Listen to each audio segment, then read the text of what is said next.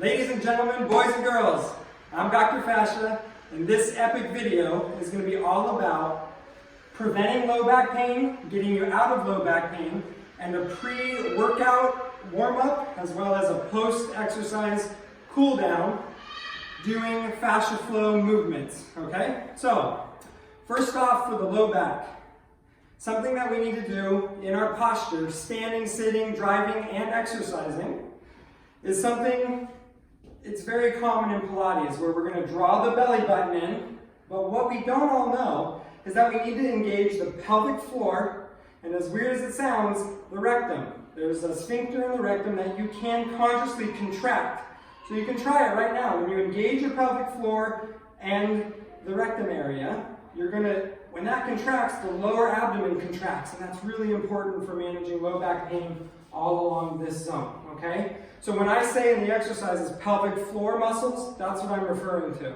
okay? So, 3 1-minute exercises we're going to perform before every workout as well as during the day. So, number 1, plank, the ultimate plank. We're going to get in push-up position. We're not going to get down on our elbows. I want the shoulders right over the wrists. We're going to raise the butt up 2 inches.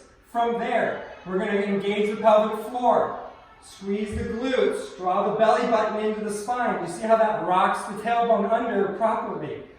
From the arms, we're going to shove the arms forward into the floor, which creates a nice rounded spine, the proper curvature of your thoracic spine. The neck then drives straight up to the sky. I'm only looking about a foot in front of my hands. So in this plank, I've got my neck posture muscles working, my shoulders, my mid-back working, my abs, my pelvic floor working, and my butt working. Total body core engagement. This is a 1-minute hold. Rock it. Next one, bridge pose. When we activate the butt, the abs, the low back goes away. The low back pain goes away. So for bridge pose, we're going to go a foot out, half a foot wide. We're going to inhale, exhale. Draw the belly button down, drive through the heels, boom! Now, when you don't think you can go anymore, engage the pelvic floor region, draw the abs in, and squeeze the butt even further. Okay? A little slippery here. Another 1-minute hold, 100% glutes. Quad should be shut off. Next pose, back extension. So, on our stomach, we really want to focus on these lower back muscles. Our posture muscles are usually weak. So to get that going, we're going to draw the belly button in, squeeze the pelvic region, squeeze the butt. That's going to stabilize my lower legs and my glutes. From the shoulder blades, I'm going to pull the shoulder blades down and in. My chin is going to drive to the sky, and my head is going to drive to the sky. From the middle of your lower back, boom, you're going to pop up. This should also be a 1-minute hold. You should be able to do this as long as you can do plank. We need a 1-to-1 ratio. Boom! So those are your 3 1-minute workouts. That's going to get you primed and ready for all of your workouts. Now, to loosen up and get flexible, runners, cyclists, swimmers, athletes, and even for all of us that are sore when we wake up out of bed, this is the movement to warm you up for the day. So, got my workout on. For low back pain, what a lot of people don't know is that it lives in our calves. If our calves are tight, it's going to wrench down on the fascia, pinning a nerve, and it could pull at the back. So, believe it or not, the majority of back pain might actually live in your calves. So, the fascia flow movement for this is we're going to kind of get into another push-up move, maybe like a downward dog, okay? We're going to find where our calves kind of max out in their flexibility, and we're going to start marching. So, marching one way, march the other. The foot that's up, we're going to spread the toes out and push down on those toes and stretch the foot as well. So 1, 2. With the fascia flow technique, we're going to coin it the fascia 40, and we're going to do 2 rounds of 20 reps. Remember, to create flexibility in your body, we have to move the fascia.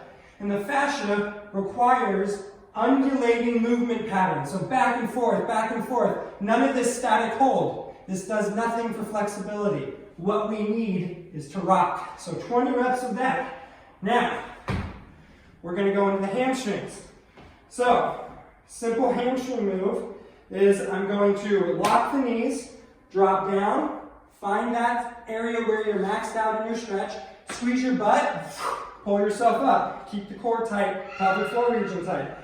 So another round of 20. Remember, we're going to do 2 rounds of 20 for a total of 40 movement patterns. You're going to see the first 10 to 15 reps, you might be stagnant, but after we start to keep going, you start pushing yourself a little further, and you may gain 6 inches in your hamstring flexibility after 40 reps. Okay, next one.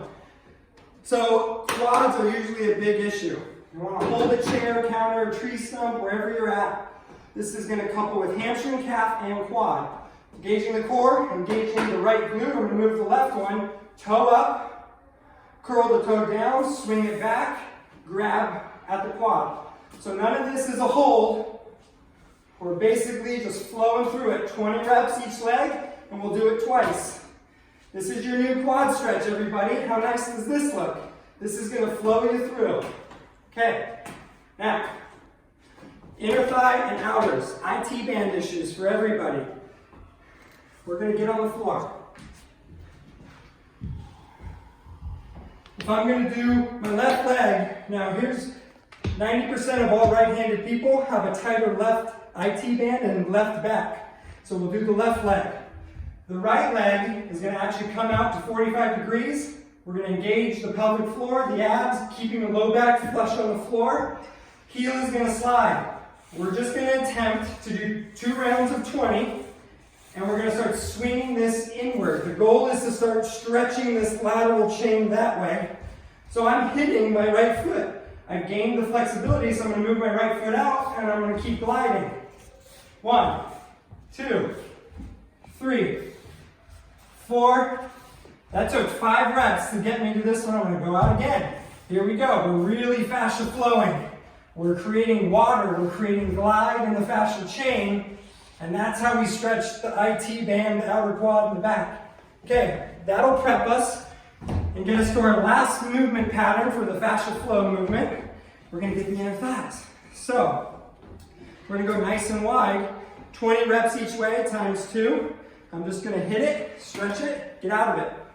Get out of it. So we're never in the pose long. We're just going to our maximum range of motion and getting out of it. For a variation, we can turn in the toe, and that'll work kind of the back part of the chain.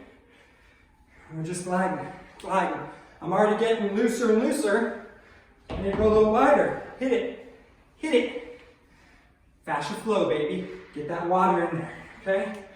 So, we've got our posture strengthening exercises to block pain. We've got our fascia flow to create flexibility. I hope your low back starts feeling better right away.